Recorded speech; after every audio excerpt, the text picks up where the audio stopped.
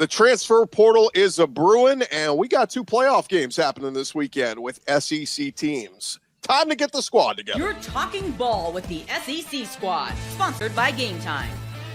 From Alabama to Tennessee, from Georgia to Oklahoma, from Auburn to Texas, it's the local experts of the Locked On Podcast Network bringing you scoops, breakdowns, and the most comprehensive preview of the upcoming SEC weekend.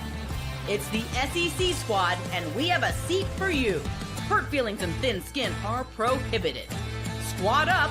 You're part of the SEC squad. And welcome into the SEC squad. Sit back, grab your favorite beverage, and join us as we get you ready for another wild week across the SEC. And today's episode is presented to you by the College Football Playoffs. The playoff is here, and you don't want to miss a moment of the action. College Football Playoff presented by Allstate begins with 4 first-round games, December 20th and 21st on ESPN, ABC, TNT, and Max. And we will get into previewing those games in just a second. But first off, we're going to start with the transfer portal. Let's welcome in our panel of guests. We've got Stephen Willis, host of Locked On Ole Miss, Clint Shamblin, host of Locked On Bulldogs, Corey Burton, host of Locked On Vandy, Eric Kane, host of Locked On Vols, and I'm Chris Gordy, host of Locked On SEC. And Eric, I'm so excited to get to talk to we haven't had you on a couple weeks. We're going to talk Vols in a second, but want to get your guys' thoughts just real quick on what we've seen. Some massive numbers in the portal already and some big names going around the SEC. And we're going to end with Stephen here because I know he's super excited about what the Ole Miss Rebels are doing. But Eric, give me a name or two that has moved around in the portal in the SEC that you think is going to play a big time factor in 2024 or 2025 in the conference. Yeah, I mean, I got to be honest with you right now. In terms of what's been going on around the SEC, I've seen it and I've forgotten about it. It's just so fast and furious, getting ready for this playoff game, right? But did I see this earlier in the week? And behind the curtain a little bit, we record this, a little bit earlier. But did I see? Was it Dane Key, Georgia? Is that right? You did see that. That's quite the pickup. That is not nothing. I think Dane Key is a really good player, and of course Georgia's got the the running backs and the offensive line, and that one really jumped out to me earlier this week.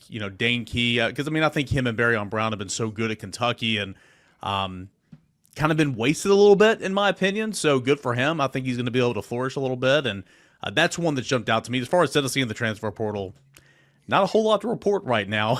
Maybe later in the week, but Tennessee's obviously focusing on the interior offensive line and defensive line, so not a whole lot of sexy names are jumping out right now at all. Real quick, I saw Cam Seldon entered the portal. Is it kind of writing on the? I mean, Dylan Sampson, is going to be moving on, but was the writing on the wall that he wasn't going to be the guy? Well, Cam Seldon, he entered the season hurt, and then he got passed up by the third-string running back in Deshaun Bishop, and Bishop went out there and produced and did a great job, and then Bishop got hurt, and Seldon really didn't take advantage, and so it was Peyton Lewis, the freshman. I mean, Cam Seldon got jumped like twice this year, which is really surprising. He's got such a high upside and very much a unique skill set, slot receiver / running back, big guy who can run. So, writing was kind of on the wall. I mean, he had been passed twice this year, and just not his year, and so he'll try to hit the reset button and try again somewhere else. Am I just jumping to conclusions that you assume Sampson's going to move on? Oh, I assume it. Yeah, and I know he's not. Obviously, Tennessee's still playing. He hasn't announced anything. Heard that he got a good evaluation back. So with all that tread on the tires after this year, it's not like he's going to improve his stock next year. So I would be shocked if he were to return to school. Yeah. Corey, give me a guy or two in the portal that's caught your attention. Michael Van Buren is one going to LSU. Mississippi State really mucked that up, really screwed that up real bad, and letting him get out the door might be one of their biggest mistakes. And LSU scooping him up might be the thing that saves Brian Kelly, because that dude is talented, right? He was a little bit raw, probably not a whole lot around him, not a whole lot of help around him, but that dude is outstanding. The thing that stood out to me, being the Locked On Vandy guy, is just the difference a year makes for the Commodores. Like, it was a mass exodus. Everybody was running for the hills. And this year, it's the only notable guy that's left really is Gunnar Hansen, and he's going to Florida State. We've already replaced him with Gunnar Givens from Virginia Tech on the offensive line. And I'm just reading about a defensive line commit that I haven't, cracked the, I haven't cracked open the details of that, but I'm going to read about him as soon as I jump off this. And so the portal action is picking up.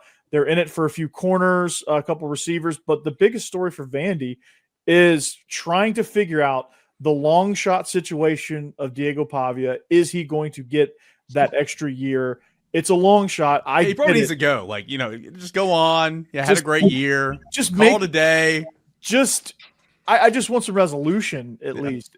I mean, I'm resolved to the fact that it's probably a long shot, and that's fine. Just it needs to happen so that then we can react accordingly. Go get a quarterback in the portal and figure out what's next. Yeah. Corey, your mic sounds like you went underwater. So, oh yeah. No, it is funny. Everybody in the SEC was like, "Man, what a great story, Diego Pavia." And then it's like he could come back. No, we're good. Just move on, sir. Like we don't need to see. You might beat our teams next year. So the rest of the conference is ready for him to go. I guarantee it. Yeah, Clint Shamblin, give me a thought, a name or two that caught your eye in the portal. I don't know how we've talked this long without going down to T-Town, Tuscaloosa, and seeing the mass exodus that is leaving Kalen DeBoer and everybody talking about how he got one back in a talented cornerback. He got a bag from y'all that's going to make getting the other guys coming in and keeping them there instead of going out even harder. And all the big names that are out there, other teams are already getting. Alabama's not. Yep. Alabama's not in the playoff, and they're taking L's in the transfer portal. Like Ole Miss over here getting all them recruits in the transfer portal. They're getting wins at least because they're doing that, not in the playoff. How is Alabama even looked at? Like Kalen DeBoer is not it. Here it is right here. You missed the playoff, and now you're losing your roster, and now you can't bring other people in. You got a couple maybes out there, and a tight end staying, a cornerback staying, but wide receivers out, O linemen, D linemen out. The draft's coming for a couple of your linebackers. Like this is not a good look for Alabama already. To me, it's the biggest story in the SEC outside of individual names. Just as a concept, this is a wild new era, and Alabama's taking L's everywhere for it. Yeah, Gordy, I know we got to get to Steven here, but like on that note, I mean, at least for Tennessee, the focus, getting ready for a playoff game, but the focus has been on roster retention. And I know it's been a huge focus at Tennessee. I know it's a huge focus around the SEC and around college football. Now, I was talking to Spencer McLaughlin right before we got on here, doing a hit with him on Locked On College Football, and he was talking about Nico, and it's like, well, Tennessee's going to have Nico back next year, and I'm like, well, you think? And I haven't heard anything about Nico, but the point is, like, nobody's safe, man. Like, this is a weird time in college athletics, so just because a team might not be super active in the transfer portal, to Clint's point, like Alabama, like at least you're holding on as much as you can to your roster to guys that you want to keep, because that's half the battle right now. It's just it's a wild time. Yeah, the one that everybody keeps trying to, and I keep seeing a fake Twitter account every day with it, is Ryan Williams, the Alabama wide receiver. He's a stud freshman. And somebody asked me, like, oh, well, he was a stud freshman. Why would he leave? I said, Caleb Downs did it just last year at Alabama, left for Ohio State. So, but it is funny. I almost wonder how many of them are Ryan Williams himself posting, yeah, I might leave, like trying to up the ante from Alabama fans, like pay me more. But look, Bama, I just feel like, me personally, Bama fans, after losing Downs last year, like they cannot lose him. He is their biggest weapon. They will pay whatever it takes to keep him. So that's one I think will stay. But I do like the Georgia and Tennessee guys both jumping in on dancing on Alabama, losing a bunch of transfer guys. Steven, talk to me about the portal king. The portal king of last year, Lane Kiffin, might be portal king runner-up behind Brian Kelly this year. Oh, I don't think it's runner-up just yet, as the big names are getting ready to come. Although I do want to think it's funny that Alabama fans were crying about tampering and crying about how Ole Miss was throwing out too much money and crying poor. Alabama, you invented this in the 90s. Albert Means. Look it up, everybody. So with Ole Miss in the transfer portal, Prince Will Amon Mielen is coming in. He's the younger brother of Princely Amon Mielen. Yes, nailed that. Luke Haas, the tight end from Arkansas, coming in. And Deshaun Stribling, wide receiver at Oklahoma State. He is the Trey Harris replacement. Ole Miss needs to figure out how to replace Walter Nolan. They need to figure out how to replace Trey Amos. They got their Trey Harris guy on there, and they're also trying to find a slot receiver right now as well. I love transfer portal season because A, we're good at it, and B, it provides content every day. Yeah, and it's look, this is the new age, and I like the approach. Look, Lane Kiffin, they missed out on the playoff. but I don't think you can use that as a connect the dots of they were number one in the portal. Their portal class was awesome. Princely Amon Mayellen and Chris Pupal and all these dudes they brought in were really good. And so all the talk was going to be it's going to be boom or bust. Well, it wasn't quite boom, but it wasn't bust at all. I mean, it was a good team for sure. I think it's hilarious that everybody thought it's like Ole Miss didn't make the playoffs. I guess they're going to quit now. I get like the Ole Miss was just going to give up on this strategy after being one play away from the college football playoff. You're not going to do that. Of course, they're going to double down. Now, if they don't make it the next couple of years, yes, it could probably fall off a cliff. But they're going to try back, and they're going to double down on what they did last year, and they're going to try and find somebody to get them back to where they don't give up those 2 4th and 7 plays. When those plays get made, because Ole Miss beats Kentucky, just beats Kentucky, Ole Miss is hosting a playoff game this weekend, and that is how close they were. Yeah, it's just going to be fascinating. Auburn's been spent. We didn't even mention the exodus to Peyton Thorne with now Jackson Arnold coming into Auburn, and that was going to be my pick. We talk about the biggest move in the portal because this is make or break for Hugh Freeze. Either Jackson Arnold is going to live up to the 5-star hype with all these freshmen, young wide receivers around him. I mean, he's going to be surrounded by talent. He had all injured receivers at Oklahoma. At Auburn, he's going to have a bevy of talent. It's sink or swim. Either he's going to be awesome or he's not. And Hugh Freeze might be out at Auburn in a year or so. So we'll see. That to me is one of the most fascinating plays. Yeah, well. Very, very like this when calling plays. Yeah, in 2015, when Ole Miss beat Alabama, they lost to Memphis. Yeah, Corey, go be his OC. I think you can call plays better over there. I probably could. When the squad returns, guys, we got 2 big games happening this weekend with SEC teams in the playoff.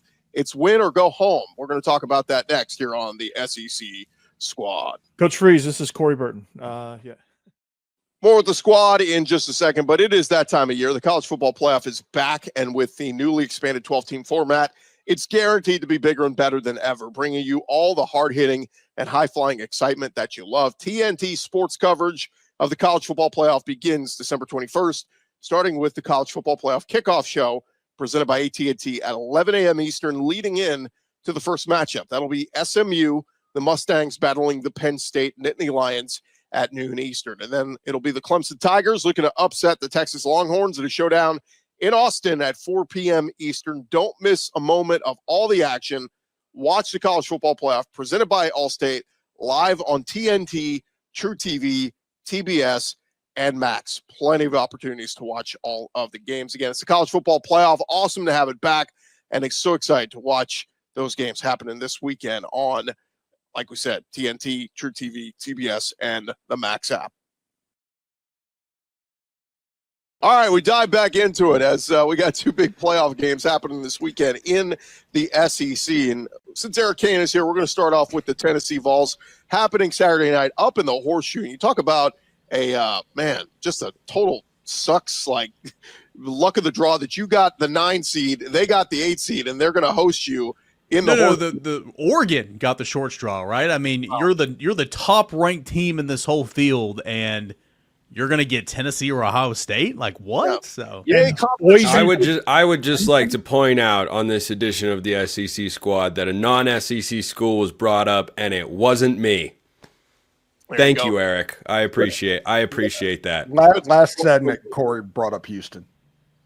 Yeah, that's true. And BYU. Eric, let's start with it because the Vols open as about a touchdown underdog, and FanDuel still has them at about a touchdown underdog. But as the week's gone along here, Eric, I've heard a lot of people starting to say, you know what? I might take the Vols. It's going to be cold.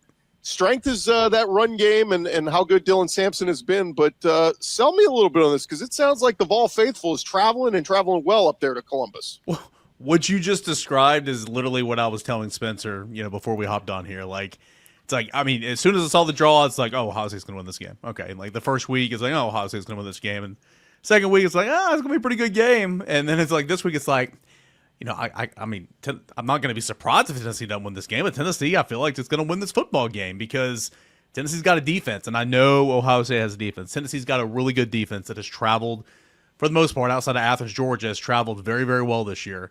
Tennessee's got a run game. Dylan Sampson has been phenomenal all year long. I like Tennessee's quarterback to make more plays to win a game than Ohio State's quarterback. Now, Ohio State's got some weapons galore. I mean, those are 3 NFL wide receivers. No ifs, ands, buts about it. I like Tennessee's defensive line against a banged-up offensive line from Ohio State. I like Tennessee third and short against a defense from Ohio State that's been so good but not been very good in third and short. I like Tennessee's red zone defense. I mean, there's so much. We can cherry-pick stats all we want. I just like Tennessee's bread and butter, defense, running the football. I think that's going to play. I don't think the weather's going to be a factor. And something you just said, yeah, I think Tennessee's going to be there loud and proud. I don't think it's going to be a 50-50 split. Absolutely not. But it's, for a team to get 3,500 allotted tickets, I mean, there's going to be close to, I would say probably, 15,000 or so, maybe probably more than that. I mean, I think it's going to be a strong showing for Tennessee. So I'm really looking forward to seeing this ball game that I think is going to be low scoring, but I think it's going to come down to the wire. Low scoring game favors Tennessee because Absolutely. It's one of those trench games that I think Tennessee has the advantage there. I mean, Tennessee, that offensive line is behemoths, and Ohio State. And I know it's a rivalry. I know it's probably one of the greatest rivalries in the history of college football, and that factors into it. But that Michigan team was pretty pitiful all season long, and they come in and they push Ohio State around. I see Tennessee being able to do something similar. I think Ohio State is soft. I think they're soft. I think there's a part of that is true. Corey, the injury component for the offensive line cannot be overlooked. When you look at how this offensive line carried the Buckeyes offensively, or at least was contributing early in the season before they had injuries and reshuffling, they've had 2 major injuries. You have a Remington Award winner that's been out the last 3 weeks. I mean, and by the way, he's done for the rest of the season. Unfortunately, Seth McLaughlin, no relation, but great last name. So I think that their offensive line's inability to find their footing quickly when they needed to has really set them back. But do I have any grillers in the house? Any steak guys out there? Yeah. Okay. When you make a flank steak, what do you have to do with flank steak for it to be good? Who makes flank steak? Just bear with me here. This is wildly fascinating. Get to the point because I'm about to roast you. Okay.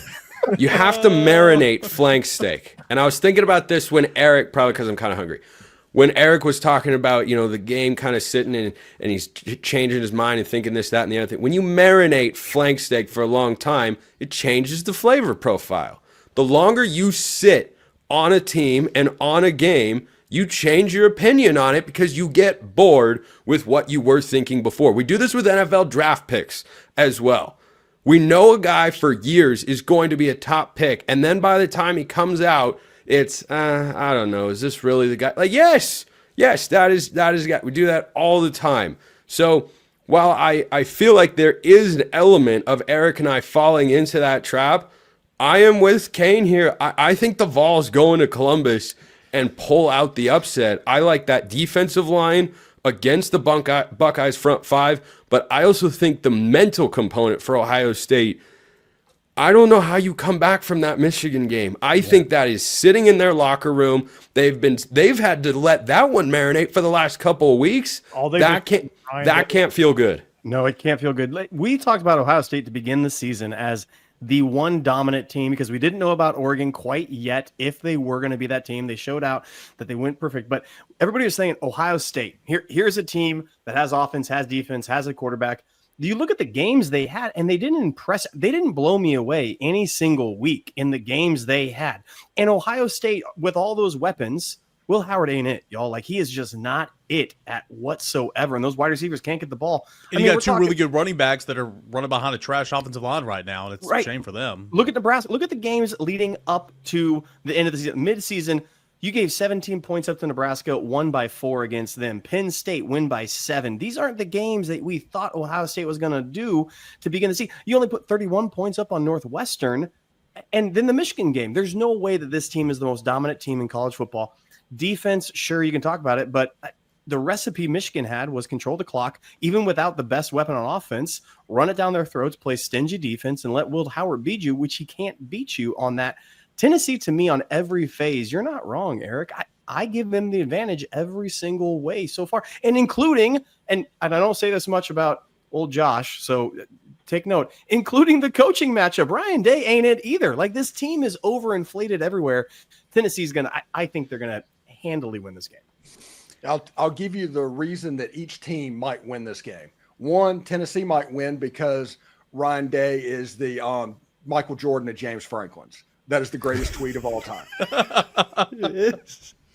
Ohio State might win this game if Tennessee freaks out.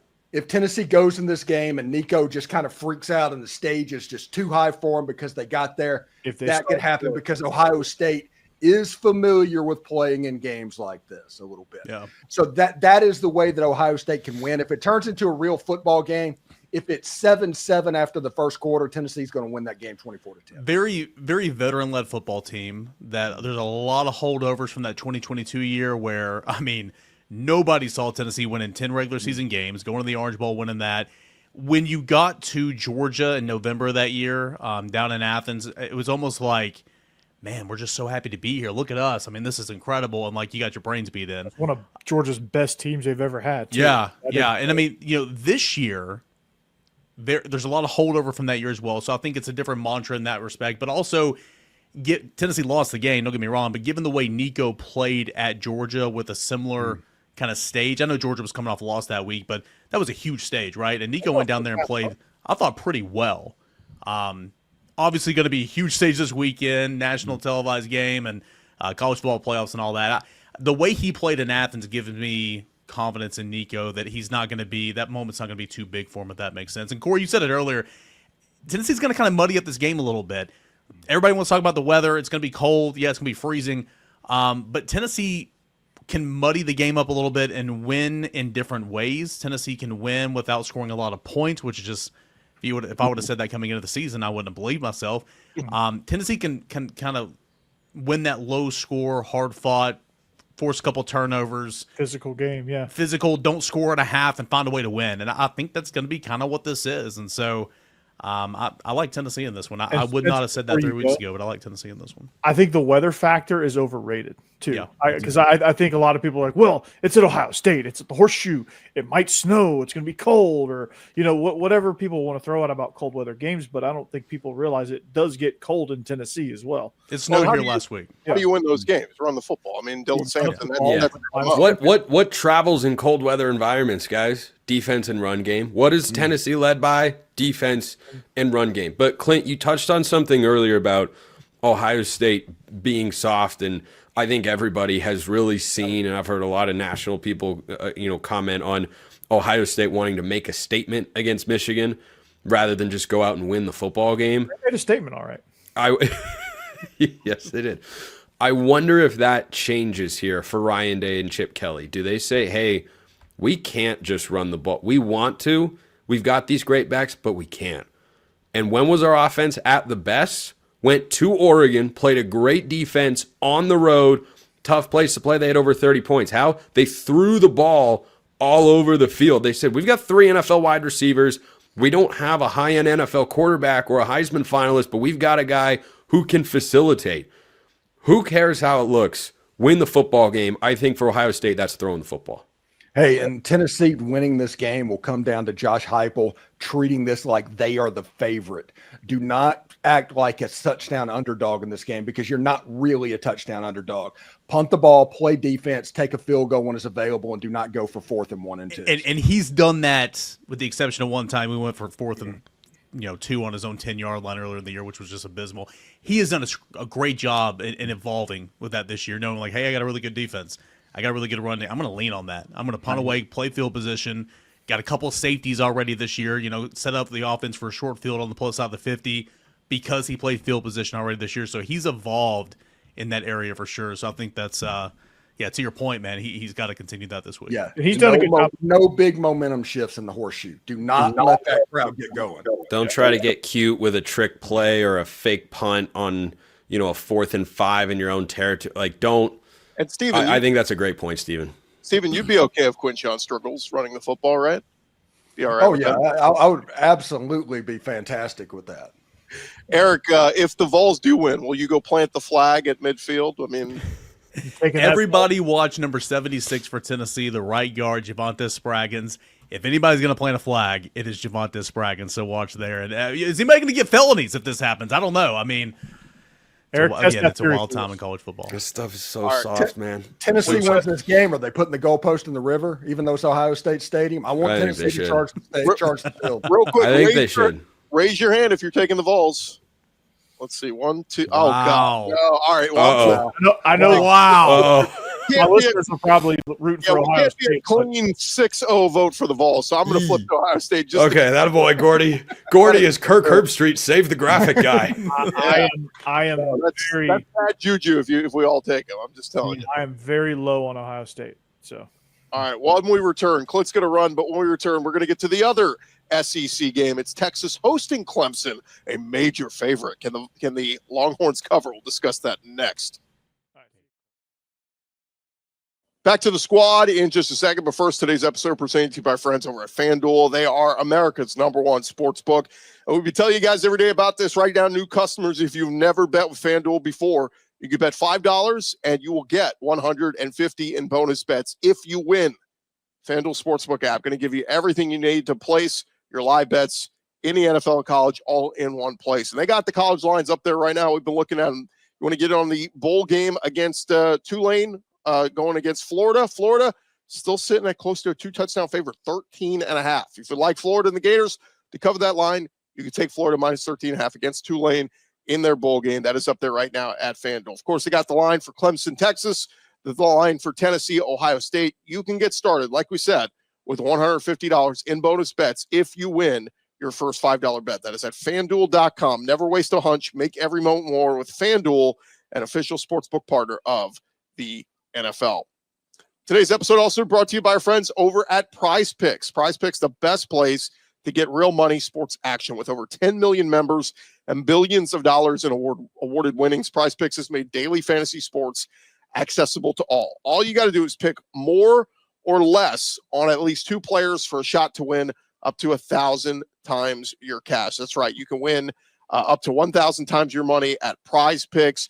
Make your holidays bigger and brighter with Prize Picks, the best place to get real money action while watching. Prize Picks even offers MasterCard for quick and easy deposits into your account throughout this sports season. It is Prize Picks. They are America's #1 daily fantasy sports app. Go download the app today and use our code LOCKEDONCollege to get $50 off instantly after you play your first $5 lineup. Join now because this holiday season, Prize Picks giving away 2 free picks in December, and they're giving away $30+ million in rewards during Picksmas. Prize Picks, run your game.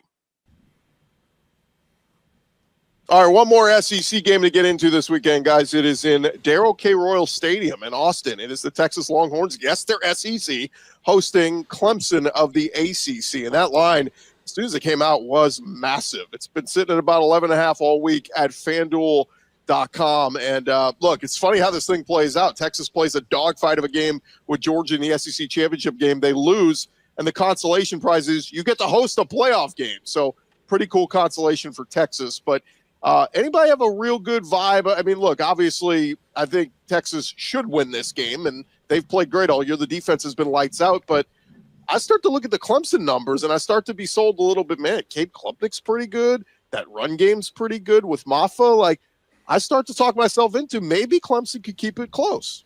I don't think it's Maffa right now, though. You know, the time off, I guess, is going to be good for him. I know he was banged up in that ACC championship game, but I'm kind of like you, man. I've not been the biggest Kate Klubnik believer, and I certainly don't watch every Clemson game, so I'm not going to act like I'm an expert on that team. But you look at the numbers at the end of the year, it's like 35 touchdowns. Okay. It's like, you know, whatever it is, it's like, dang. They've certainly played much better the last – I know they lost that game in the regular season finale, but they've been playing really, really well the last month or so. They have, and I think a big part of that is what you talked about with Cade Klubnik. And remember, he's got the same head coach and the same offensive coordinator from last season. And that's a rarity in college football nowadays with the way the carousel moves everybody around. To return your head coach, quarterback, and offensive coordinator, that's not supremely common. So I think the number of games that those three have logged together is indeed really starting to click.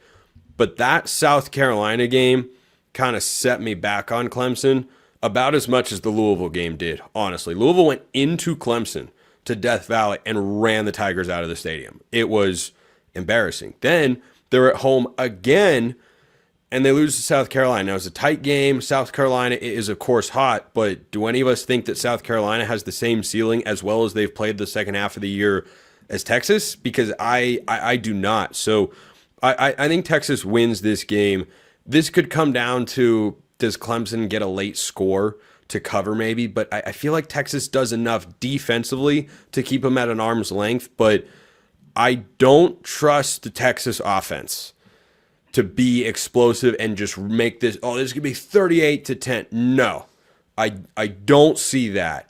I do see kind of a Texas A&M looking game where, you know, the only score that that Clemson might get could be because their defense makes a big play, because I don't know, man. Quinn Ewers is just kind of, you can't trust him, and no. honestly, a lot of Texas fans I've talked to, at least not for 4 quarters. Like, they'd rather see Arch get an opportunity. But look, hey, a 27-17 game, that's a Clemson cover. It's a big Texas win, but it's a Clemson cover. I don't even think it'll be that. I don't think it'll be that high scoring. I think this is like 20-10. Do you want to leave a team like Clemson hanging around, though? Like, they're one of those type of teams. If they're just hanging around, just lying around there in the game, and Texas is just muddling with them, then I could see Clemson pulling this upset. Now, if Texas I think if Texas has got to win, they've got to put them away early. They've got to, but I think, I don't know, this Clemson team's weird because I don't know. I can't get a read on them, but I think if you leave them hanging around, they have a chance. I see where you're coming from. Teams are soft. They just, at their core, are soft. And Garrett Riley, he went up against a big, tough SEC defense in the national championship game with TCU a couple years ago, and we all know how that went. I think this game has a chance to go really sideways on Clemson from the jump. In the second half, it might be a reverse of what the Georgia-Texas game looked like, honestly. That's I think be how it has to be, or you know, if it's an ugly game, Clemson. If it's an ugly game, I don't know if Clemson can score enough points. I don't. If you're going to throw the ball on that Texas defense, they're going to pick you off, which means they're going to have short fields, and give that offense short fields. They're going to put touchdowns on the board. Corey, one question I have about what you brought up, that, you know, if Tech's going to win this game, they have to put them away early. But what we have seen with Steve Sarkisian coach teams at Texas, they routinely fail to play 4-quarter games. Now, which half they show up for seems to change on a week-to-week basis. Sometimes they come out like the Michigan game and they're fully on script and they are just clicking on all cylinders on offense. They go up and down the field and then they completely stall in the second half. Or there are times like the Georgia game where they come out and they're sloppy all over the place. Quinn's turning the ball over and they can't find their momentum offensively, but they figure it out in the second half and they look like a much better team once they settle down. But regardless, that's kind of been the theme. So I don't think, no matter how this game begins, Clemson is ever truly out of it, because if your offense fails to score for 2.5 quarters consistently, you can let a team hang around and you just need one special teams play, a gaffe, a big penalty, a fake, just something to give you a spark. It's been a weird year. If Texas can run the football, if they can run the football, game over. This game will get out of hand. Yes. I was going to bring that up because Trey Wisner, I mean, Georgia did a pretty good job of shutting him down in the SEC championship game. But look at his 2 games prior to that. Against Kentucky and A&M, he was running all day over them. So if they can get, like, if I can predict and look at it in the future, you tell me Trey Wisner has 150 yards rushing, I think Texas wins big. And Clemson averages giving up 150 on the ground. I did this stat roundup piece over at VolQuest a couple days ago and kind of took all the big type of stats offensively, defensively, and I ranked them 1 through 12. In terms of the playoff teams, and you look at the majority of the defensive stats for Clemson, of the 12 playoff teams, I mean, they're 11th in scoring defense, 12th in total defense, 9th in passing defense, 12th in rushing defense, 10th in third down defense, 10th in red zone defense. They have a lot of takeaways, and they're going to have to rely on those takeaways, in my opinion, that being Clemson, if you want to try to pull off this upset. But the rushing defense is the one that came to mind, because I think Texas can run the football on Clemson. Clemson's not great at defending the run. And that's I think that's an easy way to cover on this one. That's your game plan. Don't let Quinn Ewers throw 40 passes a game, because he's been known to give it away. By the way, Quinn Ewers can do play action, it's game over. They can beat anybody in the country. Kelvin Banks back at left tackle, or expected to be back at left tackle for Texas after missing the SEC championship game. By the way, Clemson 0-2 against SEC teams this year. They opened with a loss to Georgia, closed with a loss to South Carolina. They could finish their season with a loss to Texas and go 0-3. Real quick show of hands. Who's got Texas winning over Clemson? The clean sweep again. We're all taking Texas. I think All Clemson can actually pull it off, but I mean, there's a chance. Don't say we're not a Homer SEC podcast. I'm just hoping for a Texas-Tennessee bowl game so we can do the real UT bowl. So we can all have that conversation for a week. The Real real orange talking that week, baby. It's going to be a lot of fun. I'm going to have to gouge out my eyes with all that. We'll discuss which orange is truly the burnt orange because there's only one answer here. But no, we got to win this game at Ohio State first. We're talking Tennessee again. I like it. It's going to be a Eric, lot I'm of sorry, but Texas is burnt orange. I agree. People want to say Tennessee's burnt orange. I'm like, No. Okay. Tennessee's I guess they don't understand the concept of burning something or cooking it makes it darker. Tennessee is closer to creamsicle. Tennessee's a highlighter. That's what they are. I'll tell you this, having friends that went to Tennessee and Texas, they both say, yeah, UT's got a big one this week. I'm like, which game are we talking about? there wouldn't be a Look Texas at Gordy out here without being the good people neutral from arbiter Tennessee. to not offend anybody. The University of Tennessee was a thing before Texas was a state. There Thank you go. you. The SEC, and I'm glad we're talking about this right now. The SEC referred to Tennessee as UT with the schedule release or whatever they did, back in August. So there we go. Hey, That's all we do. might not have an SEC without the Alamo, Eric. All right. So I'm not a history buff, but I just threw that in there. That's going to end this week's show here on the SEC Squad. Best of luck to Eric's team, and best of luck to Steven and Ole Miss Rebels opening up that big pocketbook, paying all that money for Ole Miss transfers. We'll be back next week for an all-new edition of the SEC Squad. For Spencer McLaughlin, Corey Burton, Eric Kane, Stephen Willis, and Clint Chamblin, I'm Chris Gordy. This has been an all-new edition of the SEC Squad. Who's up for Pavia round 2?